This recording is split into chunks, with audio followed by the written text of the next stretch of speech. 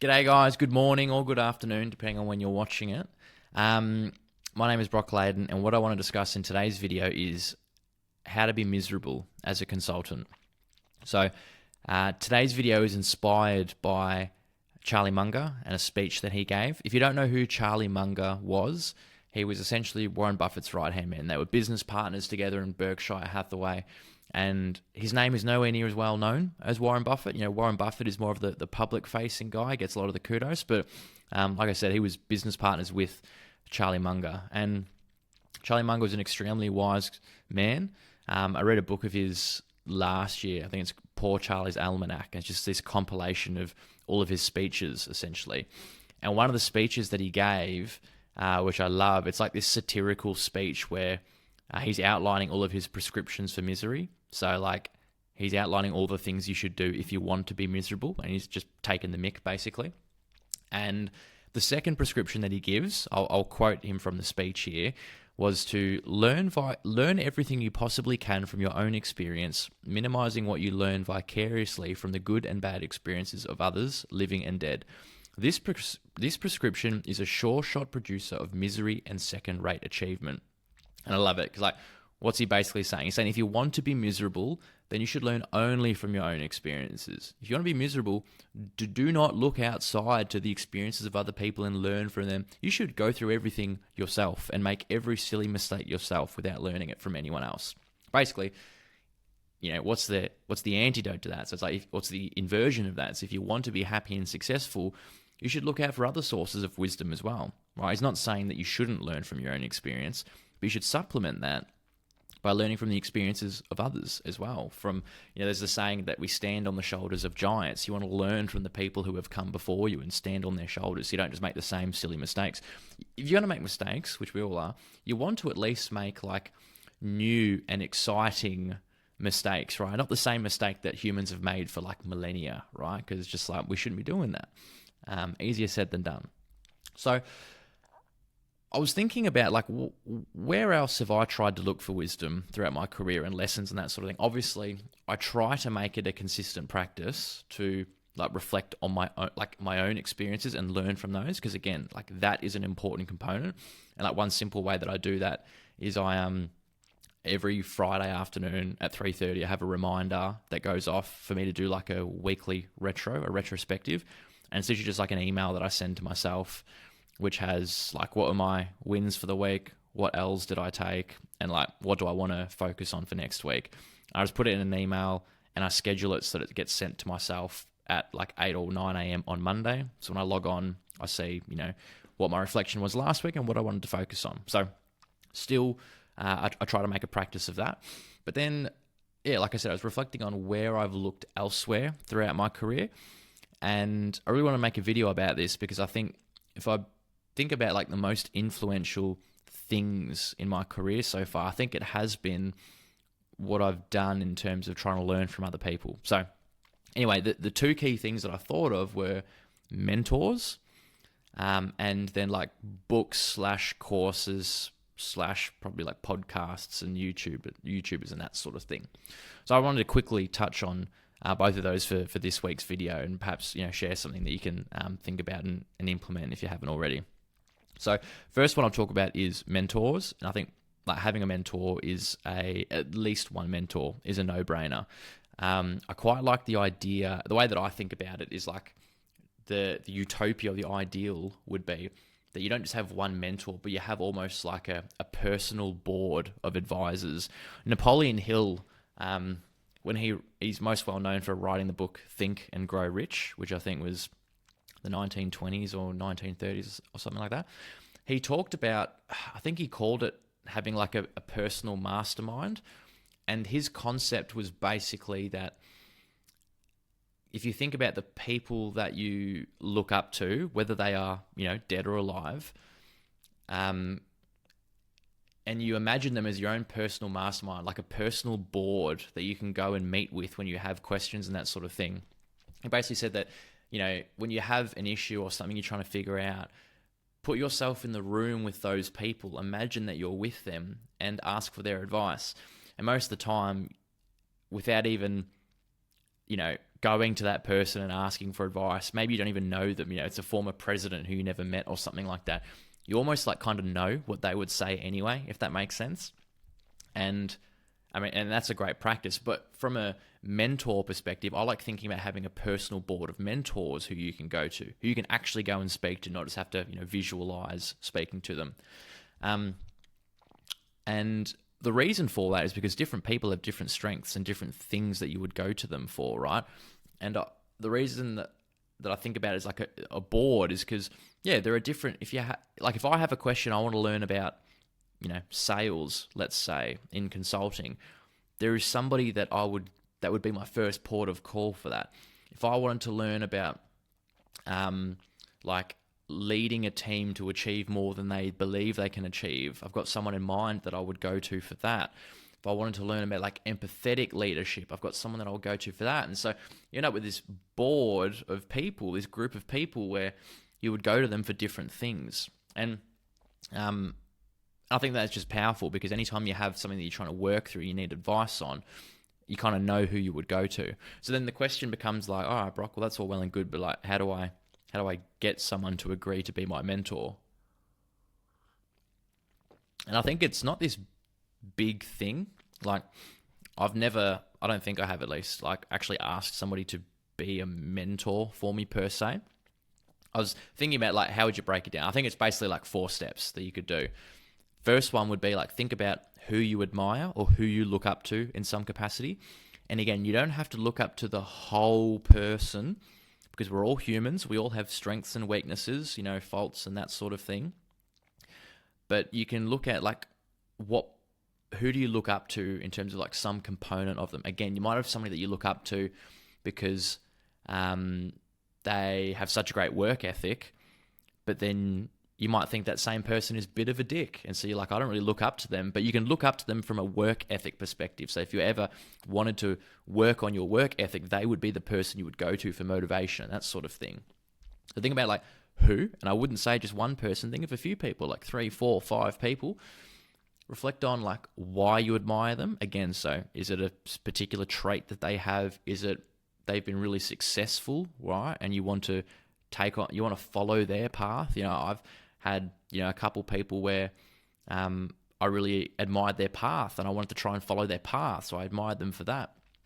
So who, why, and then just like ask them. Again, I've never made it this big deal of like, will you be my mentor? But just like ask them for a coffee or for a Teams call or a Zoom call or whatever.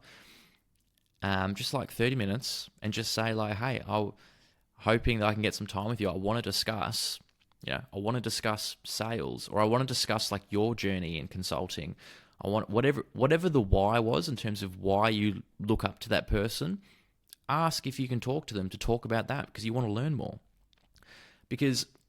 And I totally get it that like as a grad or like a young consultant, it feels intimidating. It can feel intimidating to ask for that time, but I think humans naturally love teaching and naturally love sharing their experiences. I think there's something very like innate, and perhaps it's like related to the ego. People like sharing and being in the position where they're the ones like sharing the knowledge.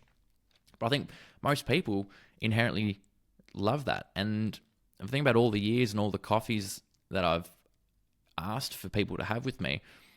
I can't recall a time where someone said no. I'm sure it's happened before, but like I can't recall a time where it has, which is to the point of how rare it is. Like usually people will say yes because, well, it's like Dale Carnegie said in How to Win Friends and Influence People.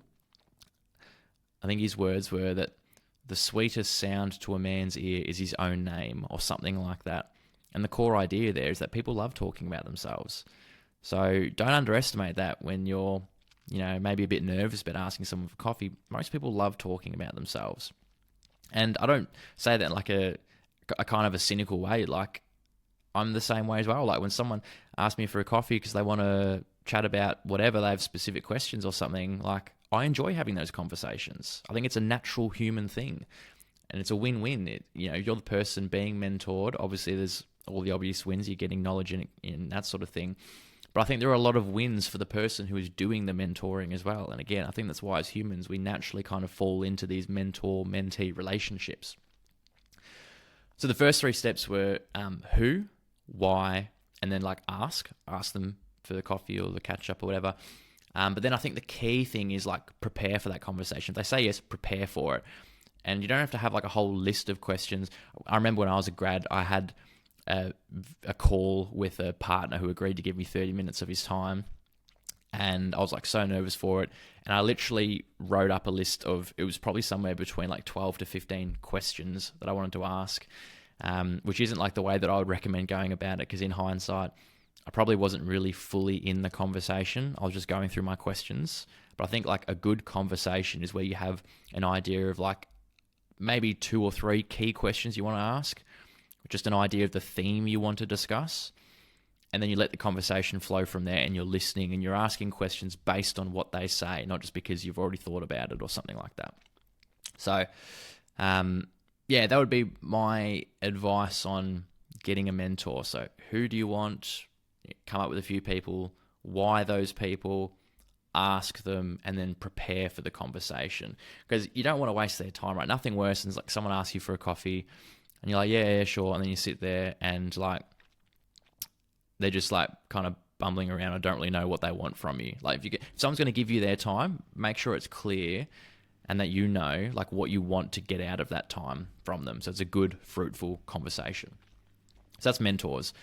The other source that I would look for, that I have looked for like knowledge and wisdom, is books and like, some other resources, but primarily books. And, books aren't for everyone. I get that. I'm also a big believer though that if you don't like reading, it's because you haven't found the right books for you yet. I can't remember who I read from. Ironically, I read it that someone said that. But yeah, like any topic that you could possibly want to learn about, there are books and authors in that space that you could pick up. And I think honestly, a lot of I probably credit a lot of my journey in my career so far to like all the books that I've read along the way and like the courses that I've been to along the way, because they just give you like new ideas, fresh perspectives that you might not hear directly from within your workplace. Sometimes you got to hear something that comes from a different field, or, you just get these spontaneous isn't the right word, but like they're just ideas from different fields, and then you apply them in your work, and it's new and it's different because it came from outside of work, and then that sort of stuff gets you noticed. In the 8-week consulting challenge that I run, which if you haven't seen, there'll be a link in the description of that. And if you're someone who has already been through that, you might recall that in there, I share a link to essentially like a page that I pulled together, which has 8 books that I recommend for people who aren't really consistent readers but want to get into it.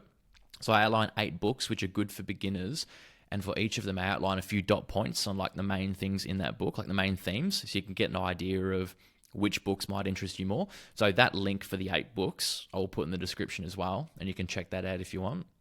But and that would be a good place to start. But then, if you still don't really want to get into reading, like there are other things you can do. Like, there's some great podcasts out there, YouTube channels you could find that are kind of educational in nature, give you some new ideas. Email newsletters are another one. Like I subscribe to James Clear's email newsletter. He's the author of Atomic Habits.